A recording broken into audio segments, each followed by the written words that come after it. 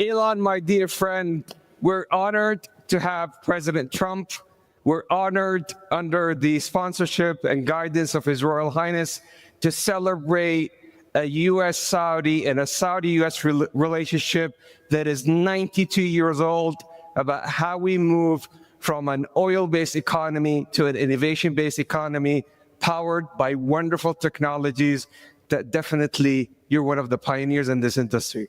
We just showed to His Royal Highness some of your Optimus robots, and to President Trump. Let's talk about that. Tell me about them.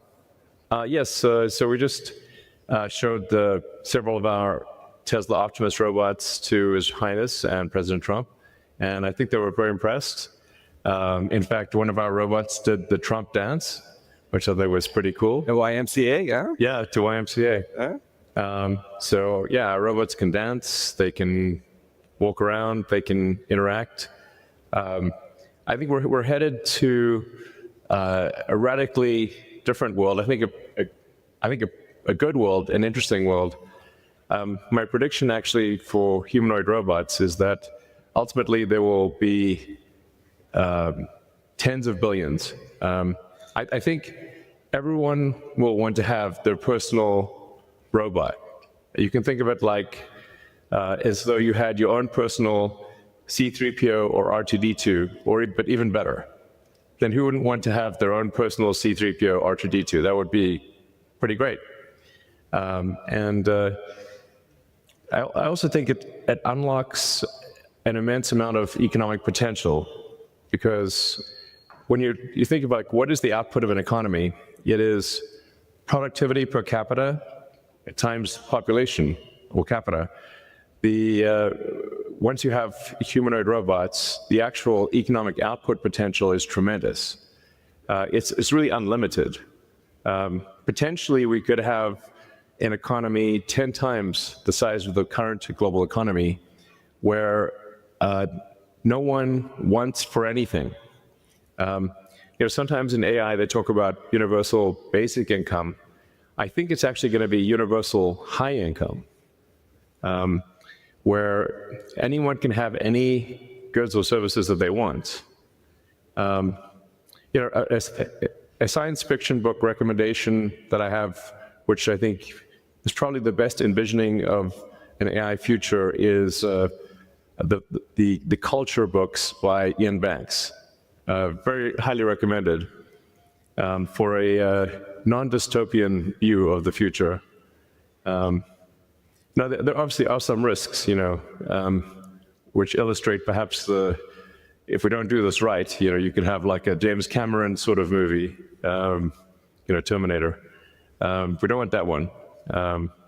But having sort of a Star Trek future would be great, where we're out there exploring the stars, discovering the nature of the universe, and a level of prosperity and hopefully happiness that we can't quite imagine yet. So I'm very excited about the future, and very glad to be here. Thank you for having me.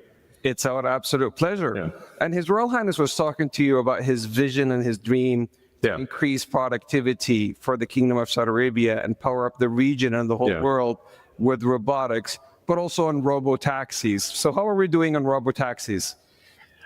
So really you can think of a car or future cars as being robots on four wheels. And I think it would be very exciting to have autonomous vehicles here in the kingdom. Indeed. If you're amenable. You heard it here from Elon. He's bringing his robo-taxi to the kingdom. Yeah. He has another announcement that he's exactly. So, and I'd also like to thank the kingdom for approving Starlink for maritime and aviation use. Thank you. Maritime and aviation. There you go. There you go. So you're going to bring us robots to help us increase our productivity. Robo-taxis to make sure that our cars and assets turn into a cash-generating unit. And Starlink to reform our aviation and maritime. Talk about XAI. Absolutely. But I should want to mention also something that may be worth considering is tunnels. Tunnels. The So Boring Company.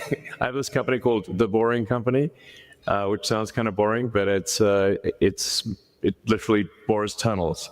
And actually, tunnels, in order to solve traffic, you really need to go 3D with roads. And by using tunnels, you can essentially create like a wormhole, like a warp tunnel from one part of a city to another and alleviate traffic.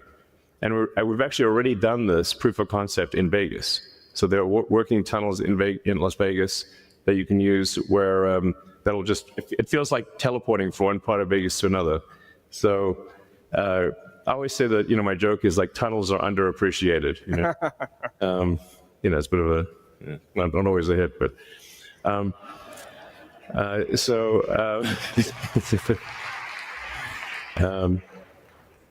yeah, and then XAI is just trying to solve general purpose artificial intelligence. The goal with XAI is to have a maximally truth-seeking AI. And it's important to be maximally truth-seeking AI in order to understand the universe. Mm-hmm. So the goal of XAI is understand the universe, to understand what is out there, where's the universe going, where did it come from, what questions. In fact, I think maybe the biggest thing is what questions do we not know to ask?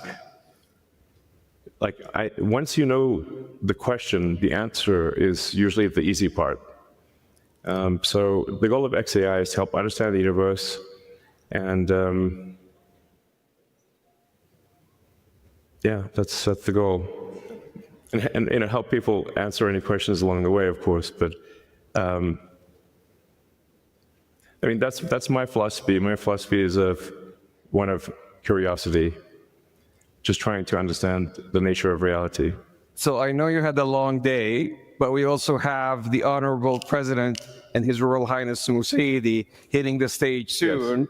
So this is a historic day, a partnership about how we could join hands together, as we have joined hands in the past 92 years, on building a factor-based economy to help the world and power up 20% of the energy mix, which is very critical today to the AI intelligence age, the digital age, and how we have reformed, and with the intelligent age. And we could not be more appreciative of having a lifetime partner and a friend like you, Elon, to the kingdom. Thank you. Joining hands on XAI, Starlink, and robotics and Tesla.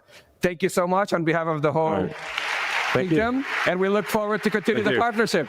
Thank you. All right. Thanks, everyone. Thank you. Thank you. See. All right.